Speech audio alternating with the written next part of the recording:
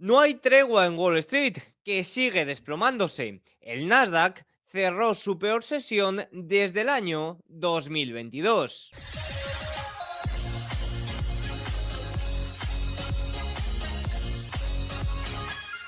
Muy buenas a todos y bienvenidos un día más al canal. Hoy es lunes 10 de marzo de 2025 y en este momento son las 22:17 hora en España, 17:17 horario en Nueva York, ya que han cambiado la hora y por tanto tenemos durante estas 3 semanas cierto desfase. He empezado diciendo que muy buenas, pero por decir algo, porque de buenas hay poco. El día de hoy hemos visto grandes liquidaciones, grandes correcciones en los mercados americanos. Hemos visto que el S&P 500 ha llegado a caer durante la sesión más de un 3%, ha rebotado en un nivel clave, en un nivel del que los seguidores del collar de JP Morgan conocen bastante bien. Hemos observado también como el Nasdaq 100 ha llegado a caer en más de un 4% y ha cerrado registrando la peor sesión desde el año 2022. En este vídeo vamos a tratar de determinar un poco cuál es la situación, vamos a tratar de determinar, como ya venimos haciendo en estos vídeos o en vídeos anteriores, cuál puede ser el primer síntoma de suelo. Un síntoma de suelo no es simplemente un rebote como el del viernes pasado o el viernes anterior. Se deben de recuperar ciertos niveles. La volatilidad debe de tener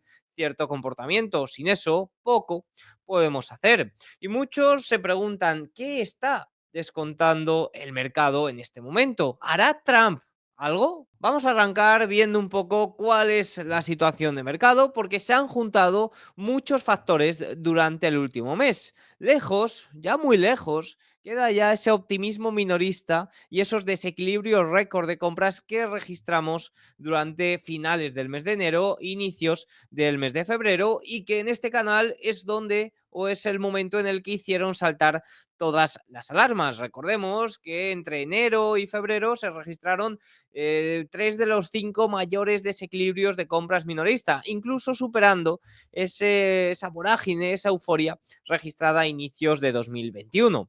Es decir, que durante este inicio de año 2025 hemos visto factores muy similares a lo que vimos hace 4 años, a inicios de 2021, ¿no? Hemos visto ciertas similitudes por algún lado. Hemos visto cestas de valores de una beta mayor al mercado, cestas de valores meme, cestas de valores con alto short interest o cestas de valores de tecnología y Russell 2000 no rentable que han tenido retornos prácticamente espectaculares y que se estaban registrando grandes compras por ese lado. Esto evidentemente se ha venido abajo. Si se han venido abajo los índices, esto se ha venido aún más abajo.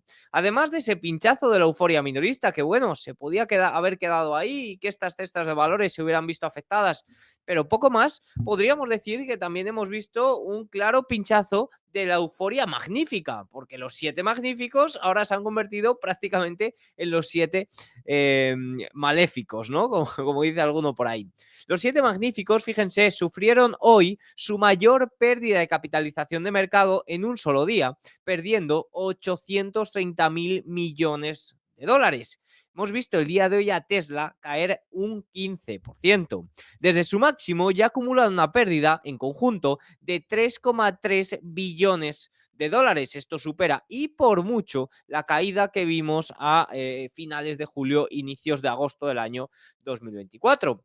Y es que si pensamos, los 7 magníficos también son unos de los valores más o favoritos por el lado minorista, ¿no? Fíjense que los días de ese desequilibrio minorista, los valores que más se compraban era Nvidia, Tesla, Apple, Amazon, Microsoft, Broadcom, que es un valor también con bastante peso, es decir, grandes valores que podríamos calificar dentro de estos magníficos. Observen, el S&P 500 equiponderado alcanzó hoy su nivel más alto en relación con el S&P 500 desde principios de diciembre.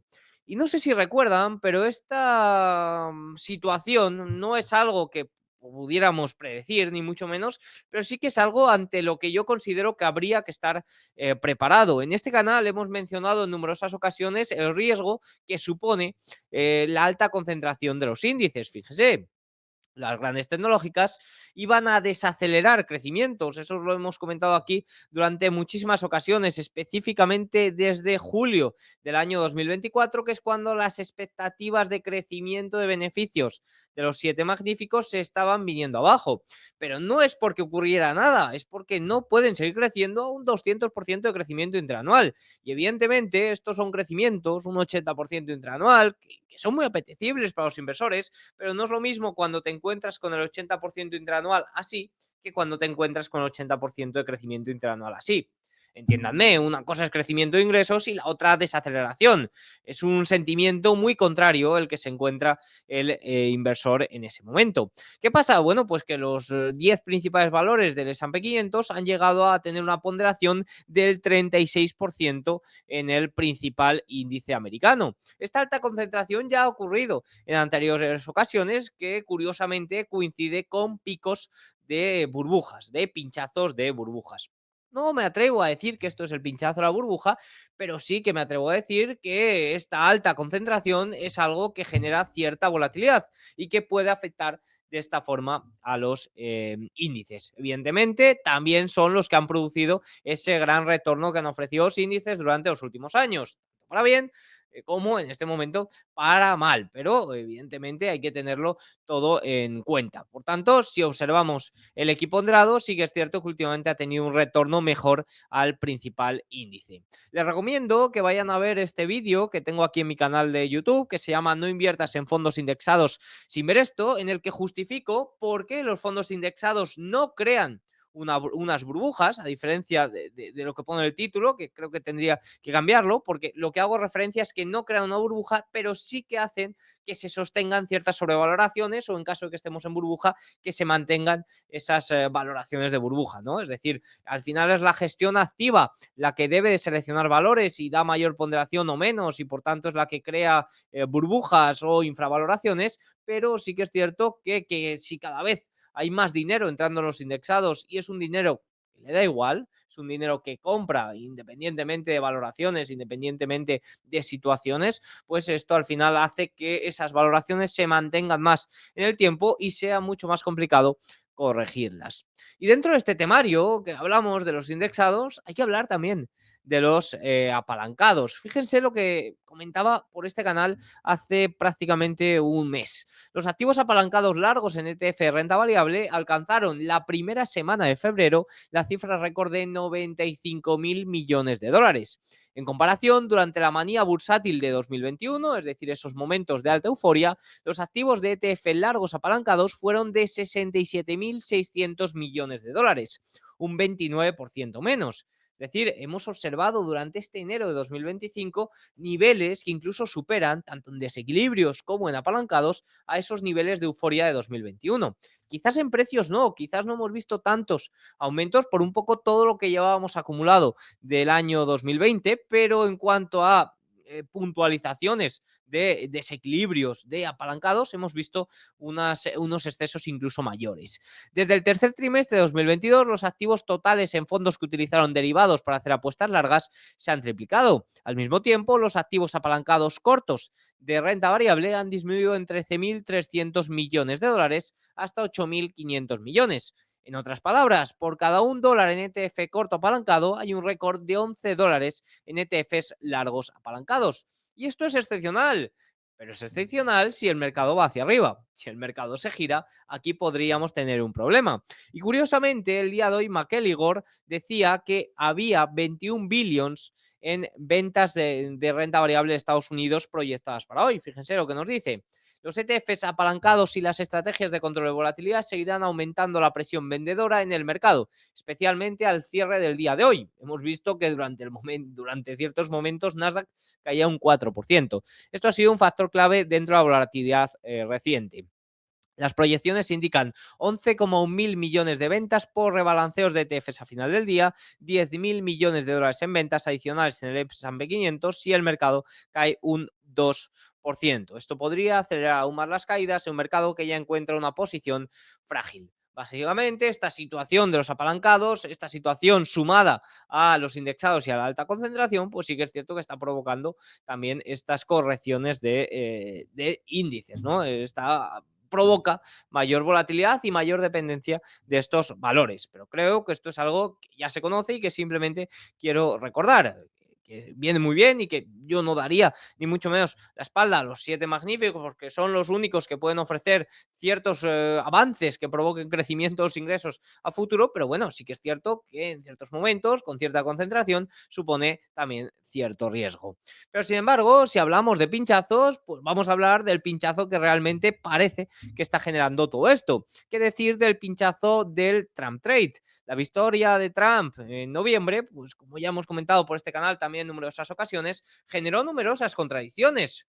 Hay muchas, pero por ejemplo, se me viene a la cabeza las pequeñas compañías. ¿Cómo es posible que el optimismo de las pequeñas compañías se disparara en el mes de noviembre a la vez que se disparaban los rendimientos americanos que a su vez generaban mayor endurecimiento de las condiciones financieras? No tenía ningún sentido, era una gran contradicción de mercado y bueno, pues estas contradicciones, que podríamos sumar alguna más, han llegado a su fin y han llegado a su fin de forma simultánea, ¿no? El susto del crecimiento ha llegado y el mercado, como ya sabemos que es un esquizofrénico en el corto plazo, está descontando una recesión. Si con la victoria electoral de noviembre se descontaba que la economía americana iba a crecer a un 5%, a un 4% debido a desregulación y bajadas de impuestos, pues ahora mismo está descontando que va a entrar en una recesión debido a los aranceles y al recorte del déficit que va a provocar una desaceleración del consumo. Ya sabe que las malas noticias, o al menos yo, si fuera presidente, las daría al inicio de la legislatura. Se deben dar así, ¿no? Si observamos el ciclo presidencial, oye, los primeros meses de legislatura son los peores. El primer año flojito, el segundo año negativo. Es a partir del tercer y especialmente el cuarto año cuando el mercado bursátil, observando simplemente el ciclo, el ciclo de legislatura, lo hace mejor, ¿no? Al final tiene todo el sentido del mundo. Yo como presidente me gustaría que el final de mandato fuera lo mejor posible para que los inversores y los ciudadanos se quedaran con el mejor sabor de boca posible. Pero ha sido incluso más rápido de lo que podíamos pensar este susto en el crecimiento, ya que las previsiones de la Fed de Atlanta se han desplomado. Ante la pregunta, ¿está descontando el mercado una recesión? Yo respondería, en este momento parece que sí. ¿Va a haber una recesión? Pues hombre, creo que hace falta más que simplemente este aumento de las importaciones, que es lo que está provocando esta caída de las previsiones de la Reserva Federal de Atlanta. Y de esto hablamos en detalle en el vídeo del sábado. Les invito a que vayan a echar un vistazo sobre él, que lleva la palabra recesión y en el que determinamos un poco cuál debe o qué debe de pasar para que haya realmente una recesión en Estados Unidos, que no se debe simplemente a todo este tema de las importaciones, sobre todo el aumento de las importaciones de oro, sino que haría falta también que el consumo se viera afectado, que al final es la gran pata del crecimiento económico estadounidense. La pregunta, ¿se puede ver afectado el consumo? Bueno, pues especialmente si se tocan ciertas teclas por el lado del déficit, el consumo se va a ver afectado, porque el déficit estadounidense durante los últimos 2 años era de más del 6% y evidentemente si se quiere recortar al 3%, dependiendo qué tecla recortes, pues podría afectar de una mayor forma o menor al consumo estadounidense. Si observamos algún punto más, lo cierto es que, oye, este aumento de las importaciones tiene todo el sentido del mundo si lo relacionamos con esa incertidumbre arancelaria. Es decir, no sabemos cómo va a llevar a cabo los aranceles Donald Trump, porque durante estos últimos 2 meses ha lanzado avisos un poco a lo loco. Por tanto, la incertidumbre por la guerra comercial está aumentando considerablemente y yo como empresa, por lo menos mínimamente, me protegería. Dentro de estas importaciones que han aumentado, como ya comentaba en el vídeo del sábado y acabo de mencionar, sobre todo es el oro el que está provocando ese gran desvío, prácticamente el 60% de los desvíos. De hecho, si ajustamos las previsiones de la Reserva Federal de Atlanta a los datos que conocimos el viernes de empleo y eliminamos esta parte de oro, las estimaciones serían positivas, 0,4%. Aún así, sí que es cierto que han sufrido una gran caída y que yo sobre todo observaría el lado del consumo, que es la gran pata del crecimiento estadounidense que se debe vigilar. Una vez vistos estos factores y cómo el mercado parece que está descontando una recesión, Ya veremos, a ver si se lleva a cabo o no. En caso de que se lleve a cabo, el mercado, cuando se confirme esa recesión, muy probablemente ya estará descontando esa recuperación, porque el mercado va así y porque si sigues los datos económicos oficiales, vas a ir tarde a todos lados. Fíjense, una vez vistos estos factores, vamos a observar cuál es la situación de mercado. La gamma del S&P 500 es negativa, es decir, que el mercado está dispuesto a reaccionar. La liquidez es baja y los movimientos, como ya podemos observar, totalmente exagerados. Fíjense que la liquidez es negativa y se lleva manteniendo negativa ya durante unas cuantas semanas, podríamos decir. Me atrevería a decir que es el periodo de gamma negativa más largo que hemos vivido en los últimos tiempos. Hasta tal punto que, como pueden observar, el índice S&P 500 ha mantenido durante 8, si contamos el día de hoy, días consecutivos un movimiento de más del 1% al cierre. Se trata de la racha más larga desde finales de 2020. Un hecho que ha acelerado las caídas es estas ventas de los fondos sistemáticos y de control de volatilidad, que ya hemos visto que el día de hoy han entrado también en el juego. Fíjense que el posicionamiento de los CTA, los fondos sistemáticos, ha pasado uno de los puntos más altos de la historia reciente a un terreno más o menos equilibrado. Ya comentábamos junto con estos datos de desequilibrio que mostrábamos en febrero que los fondos sistemáticos tienen un posicionamiento casi de 90 sobre 100. Es decir, un posicionamiento bastante alto, que estaban bastante cargados y que a la mínima iban a poder llevar a cabo ventas, siendo esta una de las mayores y más rápidas caídas del posicionamiento de los fondos sistemáticos de los últimos tiempos. De hecho, creo que solo ha habido 15 caídas rápidas así en la historia que se siguen estos datos. Fíjense que estos fondos sistemáticos han vendido 39.000 millones de dólares en las últimas 5 sesiones solo en el S&P 500. Para esta semana están dispuestos a vender 17.000 millones de dólares en el S&P 500, tanto en terreno lateral como bajista. Para el próximo mes, las ventas entran en terreno neutral, o las ventas para terreno neutral y bajista son de 20 y 19.000 millones respectivamente. Ojo, porque son cifras muy parecidas las que se llevarán a cabo para vender esta semana y este mes. Esto lo que nos indica, como ya comentaba en el vídeo ayer, es que parece que se está agotando o que esta semana se podría agotar esa presión vendedora a los fondos sistemáticos. Ahora, puede que se agote debido a que lleven a cabo grandes ventas porque el principal índice se esté desplomando, como ha ocurrido el día de hoy. Pero bueno, sí que es cierto que el posicionamiento ya está mucho más equilibrado y que si siguen llevando a cabo ventas, va a llegar un punto en el que capitulen, en el que ya no puedan llevar a cabo mayores ventas y por tanto, a poco que rebote el mercado, van a tener que empezar a llevar a cabo mayores compras. De hecho, si observamos este gráfico, podemos ver cómo van a llevar a cabo las ventas. Fíjense, S&P 500 menos 17.000 si el mercado está plano, menos 17.000 si el mercado cae, prácticamente lo mismo si está plano que si cae, es decir, van a hacer lo mismo. Y para el próximo mes, fíjense que un poquito lo mismo, menos 18.000 si el mercado cae, menos 20.000, casi 19.000, menos 20.000 si el mercado se mantiene plano. Es decir, que ya está el tema mucho más equilibrado. Aquí podemos ver un poquito todo. A ver dónde está el Nasdaq. Bueno, podemos ver, por ejemplo, en Reino Unido, Nasdaq aquí, fíjense en Nasdaq menos 3.000 si el mercado está plano, menos 3.400 también si el mercado cae, para el próximo mes menos 3.000 si el mercado está plano, menos 3.400 si el mercado cae. Es decir, ya las ventas esperadas para la próxima semana y para el próximo mes estarían más o menos de una forma similar, lo que nos indica que estaría cerca de agotarse esta presión vendedora. El hecho de que las expectativas de venta neutrales a un mes y a una semana sean casi las mismas significa que el S&P 500, que si el S&P 500 no sigue cayendo, la oferta técnica estaría prácticamente terminada para la próxima semana. ¿Cuál es el nivel para llevar a cabo mayores ventas y que ya se vacíen por completo? Pues habría que perder los 5.500 puntos en el S&P 500. Pero claro, para que esta capitulación sea posible, pues además de que se lleven a cabo este vacío total, pues hace falta un catalizador que pueda cambiar el síntoma del mercado, ¿no? Si hablamos de que el mercado en este momento está descontando, como si fuera un esquizofrénico, que el mercado o que la economía estadounidense va a entrar en una recesión, y lo digo simplemente porque no lo está descontando simplemente a renta variable, simplemente hay que observar la gran caída del dólar en las últimas sesiones o la gran caída también de los rendimientos americanos a 10 años, los bonos actuando un poco como seguro ante ese susto en el crecimiento, algo que era evidentemente bastante obvio. Pero bueno, sí que es cierto que buscando un catalizador que frene un poco toda esta sangría o este miedo por recesión, muchos se preguntan dónde está ese Trump put, eso que comentábamos, ese momento en el que Trump pueda cambiar el síntoma del mercado. Claro, no era Trump pro mercado, no era Trump, no quería Trump que los mercados subieran y subieran, eso lo dicen muchos, ¿no? No era Trump pro mercado, ¿dónde está el Trump put, no? El secretario del Tesoro, Scott Bessent, explicó la semana pasada la estrategia económica que está llevando a cabo el gobierno de Estados Unidos o el nuevo gobierno, la nueva administración Trump.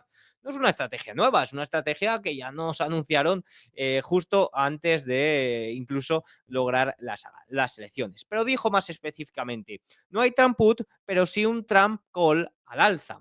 Se busca disminuir el gasto público y fortalecer el sector privado mediante menores impuestos y desregulación. Hay que tener en cuenta que estamos en un punto donde la sociedad tiene una tolerancia muy baja al dolor económico debido a años de políticas de estímulo y expansión monetaria. Hemos tenido años donde, oye, la liquidez neta de la Reserva Federal se ha multiplicado por bastantes X. Hemos visto como el déficit fiscal estadounidense está rondando el 7% durante 2 años consecutivos. Evidentemente, frenar esto va a quitar dinero de muchas familias, va a quitar dinero del mercado y, por tanto, el consumo se puede ver afectado. Por tanto, el consumo sí que puede verse afectado, sobre todo si se tocan ciertas teclas del recorte del déficit. ¿Se aceptarán las consecuencias de este ajuste económico o volverán a pedir más estímulo? Reducir el déficit del 6,4%, casi 7%, al 3%, tiene sus consecuencias. Por tanto, observar el consumo va a ser algo clave. Probablemente irá muy retrasado y el mercado podría reaccionar antes, pero si hablamos de cómo Trump puede ayudar a todo esto, pues oye, lo suyo sería llevar a cabo esas medidas de desregulación, de bajadas de impuestos y compensar ese recorte del déficit con favorecer a las compañías y aumentos de empleo por otro lado, ¿no? De hecho, el otro día Donald Trump, el viernes, cuando explicaba los datos de empleo, salía con una pizarrita detrás en el que mostraba cómo el empleo manufacturero había aumentado, a diferencia de la administración anterior en la que había disminuido. Por tanto, parece que este es el objetivo, cambiar un poco ese estímulo fiscal del gobierno por ayudar e impulsar al impulso privado. En el corto plazo, evidentemente, esto puede tener consecuencias que quizás estemos observando ya en este momento.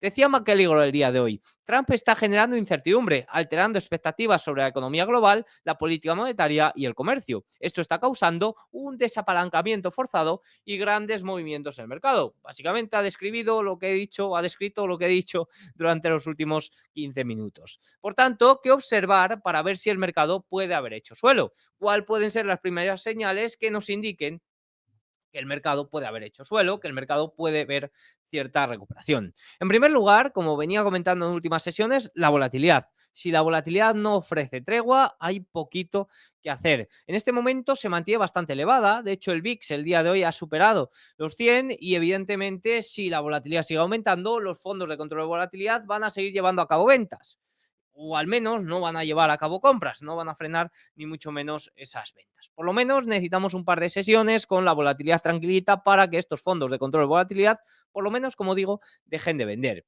Ahora, ¿qué pasa si observamos la estructura de volatilidad implícita del S&P 500?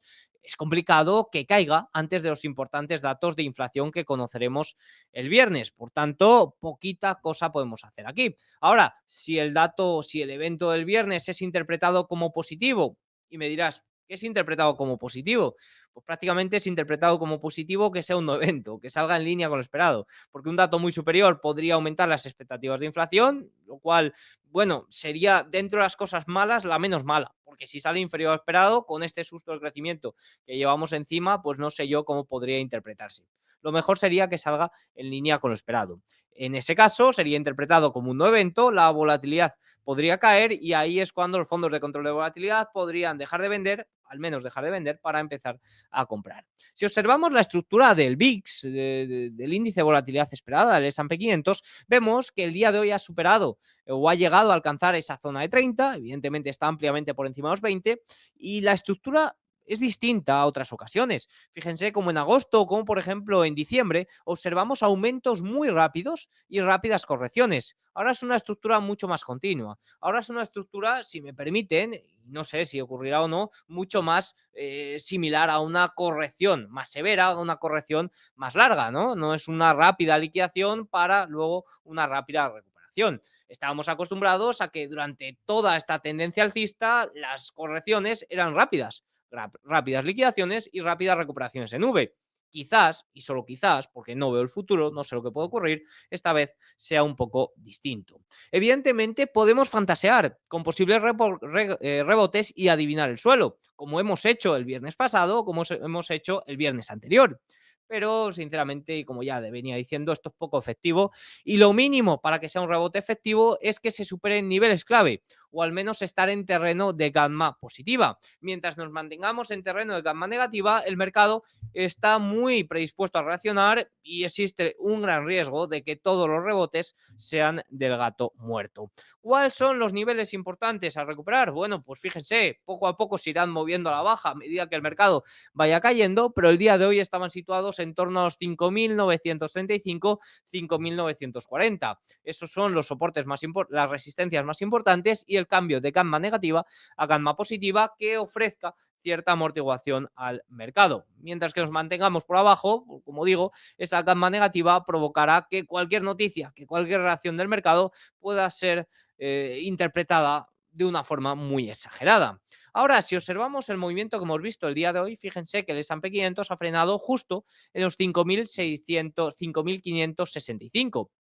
Curiosamente, esta es la pata del collar de JP Morgan, 5.565, y parecía muy lejana a inicio del trimestre. Por cierto, un último comentario también a raíz de todo lo que hemos expuesto en este vídeo, y es el indicador de Warren Buffett, que parece que está haciendo un doble techo, ¿no? Bueno, yo no soy muy de este tipo de figuras, pero sí que es cierto que parece que no puede o no ha logrado superar esos máximos que alcanzó ya a finales del año 2021 y está corrigiendo. Básicamente este indicador lo que mide es el market cap de un mercado por el Producto Interior Bruto del país. Y Warren Buffett ya saben que justificaba que no encontraba ninguna oportunidad de mercado y que mantenía la mayor cantidad de efectivo que ha tenido nunca como porcentaje de sus activos, ¿no? Evidentemente este efectivo no es efectivo que tenga debajo del colchón, es efectivo que hasta ahora ha estado retornando bastante bien porque los rendimientos de los bonos americanos estaban ofreciendo casi un 4%, incluso un 5% en algunos momentos. Ahora que los rendimientos están cayendo y que el mercado parece que se pone un poco más apetecible, pues quizás Warren Buffett vuelva a sacar la billetera y empiece de nuevo a exponerse al mercado.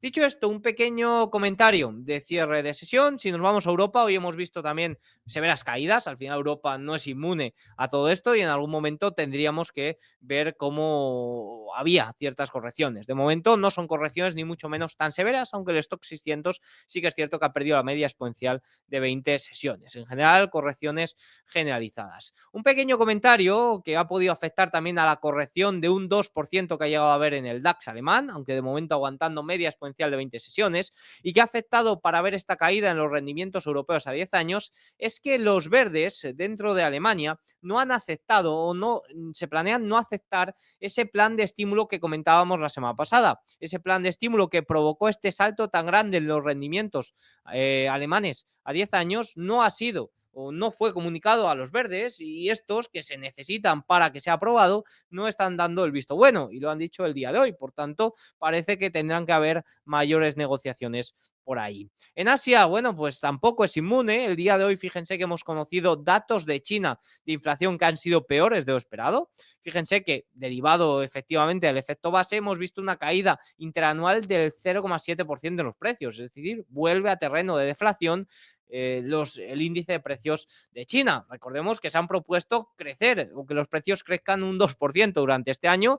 Lo van a tener complicado porque ya hubo crecimiento durante todos los meses del año pasado y el efecto base no perdona. Por tanto, deberíamos de ver grandes aumentos intermensuales que de momento no estamos observando en el primer mes o segundo mes. Este es, el primer mes del año. Si nos vamos a observar el cierre de Wall Street, bueno, pues hemos visto Dow Jones que aguanta de una forma u otra la media de 200 sesiones. El S&P 500 ya está ampliamente por debajo. Fíjense, liquidación bastante severa. De momento, oye, puede darse un rebote, pero deberíamos de ver, como ya hemos explicado, más recuperación de niveles, recuperación de fortaleza para que sea un rebote más firme. Hemos hablado del equiponderado. Fíjense que está aguantando a media de 200 sesiones, que el S&P 500 está ampliamente por debajo. Equiponderado frente a S&P 500, máximos de noviembre, ya hemos comentado. Nasdaq ampliamente abajo y ya podríamos confirmar que ha perdido media de 200 sesiones, y el Russell 2000 más que perder esta media de 200 sesiones. Quería ver estos 7 magníficos porque ha habido sangrías totales. Empezamos por Tesla.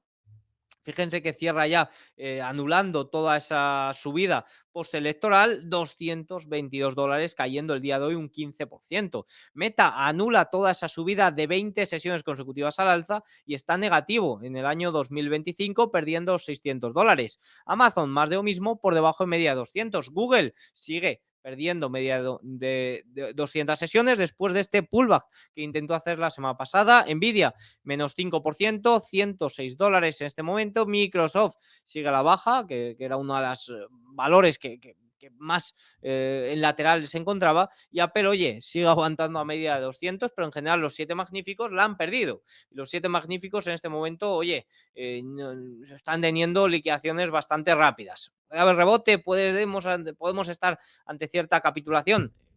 Pues sí, pero no me atrevo a decir mucho más de ahí. El que se atreva a adivinarla, pues allá él. Poco más tengo que decir para el día de hoy. Bueno, un pequeño vistazo, que se me ha olvidado, a los rendimientos y al dólar. Fíjense que los rendimientos americanos a 10 años caían el día de hoy un 2%. De nuevo, oye, 4,2% después de ciertas subidas a finales de la semana pasada. Hemos observado que el dólar el día de hoy subía un poquito después de la gran caída de estas últimas sesiones. Poco que decir del movimiento de hoy, la verdad. El oro perdía los $2.900, pero sigue manteniendo el tipo bastante bien. Y Bitcoin pierde los $80.000. Ojito, porque Bitcoin sí que es cierto que ya lleva una corrección de un 25% desde máximos. Se está manteniendo bastante bien, podríamos decir. He hecho un directo hoy hablando sobre Bitcoin y comentábamos un poco cómo los ciclos poco a poco se van normalizando. Aún así, son volatilidades bastante grandes. Y no sé si recuerdan los que comentaba por aquí el ciclo de Bitcoin, como cuando sube, pues todo el mundo quiere comprar, quiere perseguir precios, y ese es el mejor momento para aprender un poquito sobre ello, para aprender sobre Bitcoin. También se puede aplicar al mercado, aprender cómo invertir, cómo quiero exponerme. Darle una vuelta a mi filosofía de inversión, porque voy a serles sincero, si están muy asustados por una caída de un 8 y un 10% del Nasdaq, cuando son caídas, son correcciones que ocurren de una forma recurrente, no todos los años, pero bueno, sí que son correcciones normales, hasta ahora, podríamos decir, ¿no? Si no están cómodos, denle una vuelta a su plan de inversión, porque a lo mejor hay que cambiar algo, porque, como digo, sí que es cierto que bajo el capó se están viendo sangrías bastante grandes, pero en los índices son correcciones que hasta ahora no se salen de la normalidad que podríamos decir, ¿no? Ahí tienen, por ejemplo, el año 2022, que fue una corrección un poco más severa. Por tanto, oye, de momento machacar esa filosofía de inversión y tratar de trabajarla para que en momentos como este, pues sea cuando podemos empezar a plantearnos exponernos a Bitcoin o a otros activos que nos parezcan interesantes. Generalmente solemos buscar activos buenos, bonitos y baratos. Pues bueno, quizás habíamos normalizado activos buenos, bonitos y caros. Pues ahora que se ponen baratos, sin duda, activos a vigilar, activos que se estén comportando bien y que tengan fuerza relativa, que en cuanto el mercado recupere serán los que mejor comportamiento tengan. Así que nada, poco más tengo que decir para mañana, que se me olvidaba. Mañana conoceremos Producto Interior Bruto de Japón y ofertas de empleo JOLTS en Estados Unidos. Poquito más tengo que comentar. Espero que os haya gustado el vídeo. Si es así, hacedme saber un like, un comentario y nos vemos mañana. Chao.